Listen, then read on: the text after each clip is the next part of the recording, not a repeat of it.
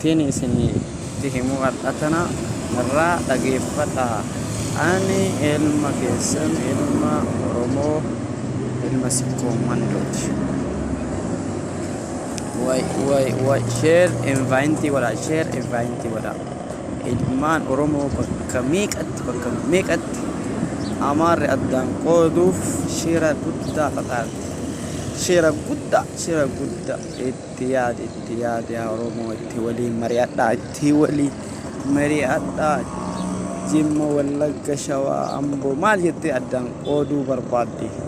Kanammoo walii galii alaaf keessaan shira isiin yaaddu kana mootummaan mataa isaatiin itti beekatee jira. Obbo Abiy Ahmed Doktora Jaallaa dhugaa sitti hima yoo akka tasaa asirratti sagalee kiyya kana dhageesse Doktora Jaallaa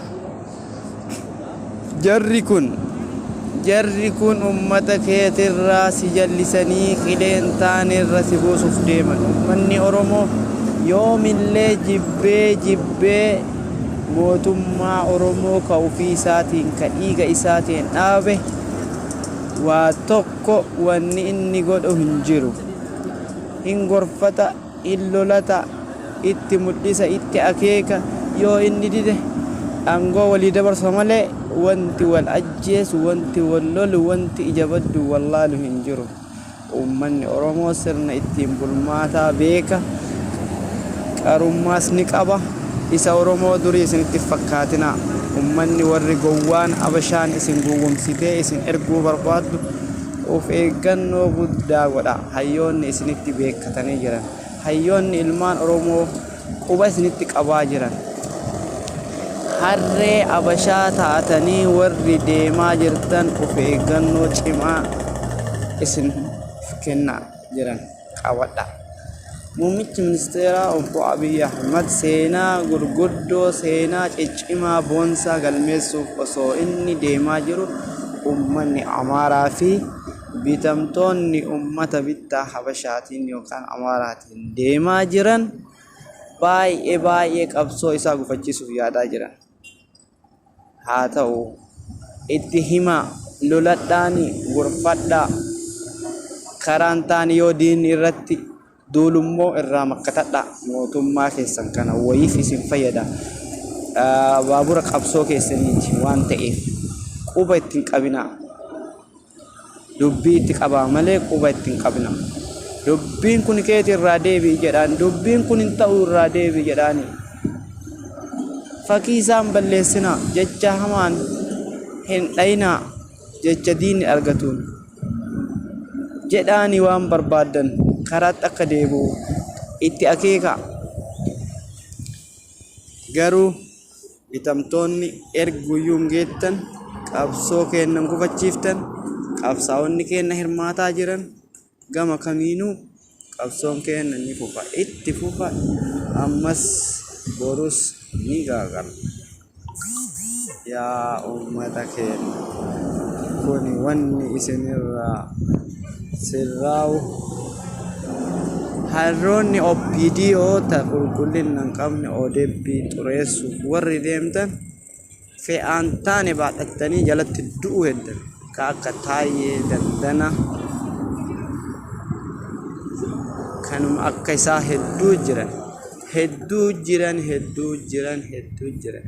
maqaa isaaniillee dha'uu barbaadu akka fakkeenyaatti fudhe malee hedduun isaanii qabsoo akka irraa maqte odoo beekan erguma duriirraa qabee namtichi Taayyee jedhamu kun mana hidhaa keessatti iyyuu daldalaa ture. Qabsaa'onni Oromoo mana hidhaan alaa warri ta'an warra hidhaa bayan dhiisii namni aangoo argate hin jiru. Manuma hidhaa iyyuu wanni inni galeef daldaltuu qabsoo wayyaaneeti. Isuma ifa haa ta'u. Daldaltuu ta'uun isaa ODP ta'eetii har'allee deebi'ee akkuma kalee sanitti ala gadi ba'ee daldalaa jira. Ilmaan Oromoo saba dantaa ofiitiif yoo dubbatan wanti isaan gufachiisu jecha hin taane achi fuula keessa as deebisu.